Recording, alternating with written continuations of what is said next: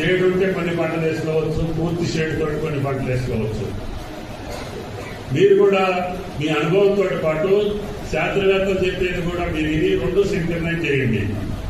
లేదు ఇంకా కావాలంటే 2-3 రాష్ట్రాలకు వెళ్ళి దాండి. ఒకసారి నా దగ్గరికి రోజు వస్తున్నారు, అన్ని జిల్లాలో వస్తున్నారు. ఇప్పుడు అన్ని జిల్లాల్లో కూడా పామాయిల్ పంట సాగు అవుతుంది. మీ జిల్లాలో కూడా పంట మొదలైంది. రేపు మాకు గెలగొట్టే పరిస్థితికి వచ్చింది. కొన్ని ప్రైవేట్ కంపెనీలకు ఇచ్చాం, కొన్ని ప్రభుత్వం చేస్తున్నాం. కాబట్టి దయచేసి హార్టికల్చర్కి వెళ్ళాలి, కూరగాయలకు వెళ్ళండి. తాత్కాలికమైన పంటలు అందులో కూడా పండించుకోవచ్చు. కేవలం పత్తి వేసా, మిర్చి వేసాక మన చేతిలో లేవు. పత్తి CCI కొనాలి, మీరు చూస్తున్నారు. మిర్చి నేను అన్ని పండిస్తాను, కానీ దీనంత సుఖమైన పంట నెలకు 2 సార్లు మీకు జీతం వస్తుంది. కలెక్టర్ గారికి ఒకసారి వస్తుంది ₹1,00,000. మీకు ₹1,00,000 2 లక్షలు వస్తుంది ఎకరానికి.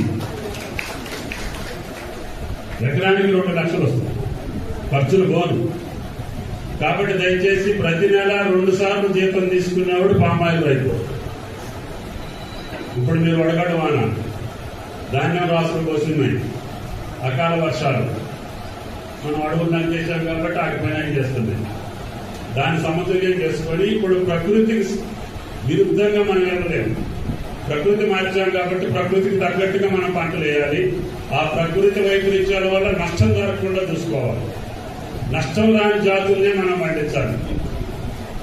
కాబట్టి రైతులు కొంచెం ఓపిక చేసి, నారాయణ గారి మాత్రం కొంచెం ప్రయోగాలు చేసి, ధైర్యం చేసి వ్యవసాయానికి వెళ్ళాలి.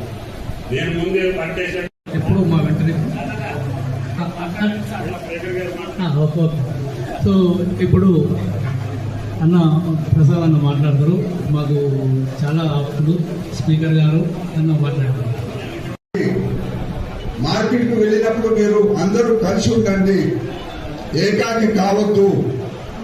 మీరు మార్కెట్కు పోయినప్పుడు ఏకాకి. మన రాష్ట్ర వ్యవసాయ శాఖ మంత్రి గారు శ్రీ